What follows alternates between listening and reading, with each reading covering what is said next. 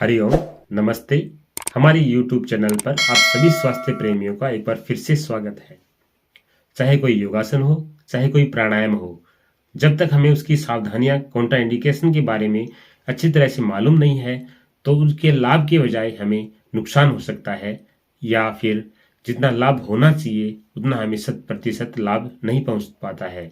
तो इसके लिए हमें प्रत्येक आसन का या प्रत्येक क्रिया के सावधानियों के बारे में या किस किस के लिए निषेध है उसके बारे में जानकारी अवश्य होनी चाहिए।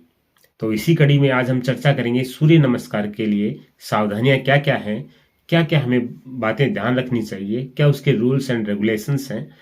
जैसे बताया जाता है कि सूर्य नमस्कार अपने आप में एक संपूर्ण व्यायाम है, जिसको करने से हमें बहुत सारे बेनिफिट्स मिलते हैं, इससे सर्वांगीण विकास होता है।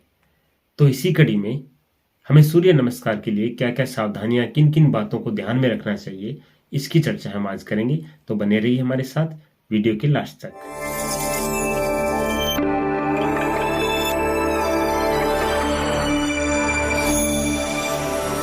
तो सूर्य नमस्कार का अभ्यास करने के लिए सर्वप्रथम खाली पेट का होना बहुत जरूरी है। जिस जगह पे हम अभ्यास कर रहे हैं वो जगह समतल होनी चाहिए और वातावरण खुला और शांत हो तो बहुत अच्छा है। शारीरिक बाउंडेशन की अगर हम बात करें तो जिनको उच्च रक्तचाप रहता हो, हाई ब्लड प्रेशर रहता हो, जिनको किसी प्रकार की हार्ट डिजीज हो, हर्निया की प्रॉब्लम हो, या फिर आंतों की टीबी, ट्यूबरकुलोसिस ऑफ इंटेस्टाइन हो, उन लोगों को सूर्य नमस्कार का अभ्यास नहीं करना चाहिए।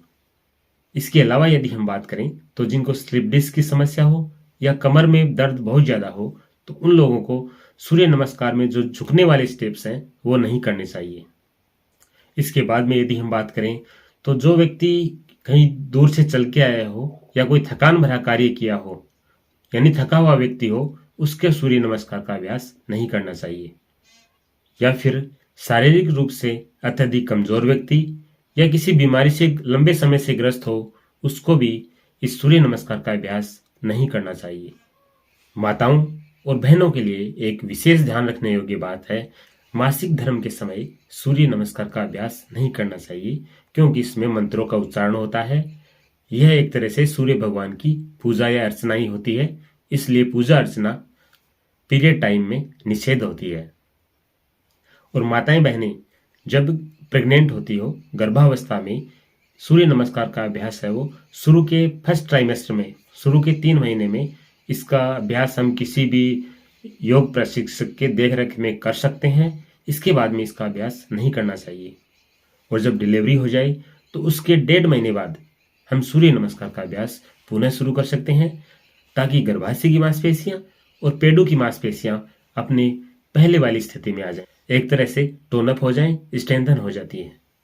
सूर्य नमस्कार के राउंड यदि 2, 3, 5 किए जाएं तो इतनी आवश्यकता नहीं रहती है, परंतु यदि सूर्य नमस्कार का अभ्यास जैसे 21 राउंड हो गए, 51 राउंड हो गए, इतने अगर अभ्यास हो जाते हैं तो सूर्य नमस्कार के अभ्यास के बाद शवासन अवश्य करें।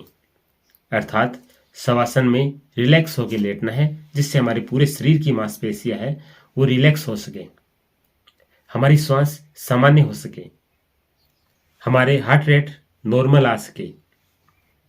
इसलिए कई राउंड सूर्य नमस्कार के अभ्यास के बाद 3 से 5 मिनट शवासन में अवश्य लेटना चाहिए।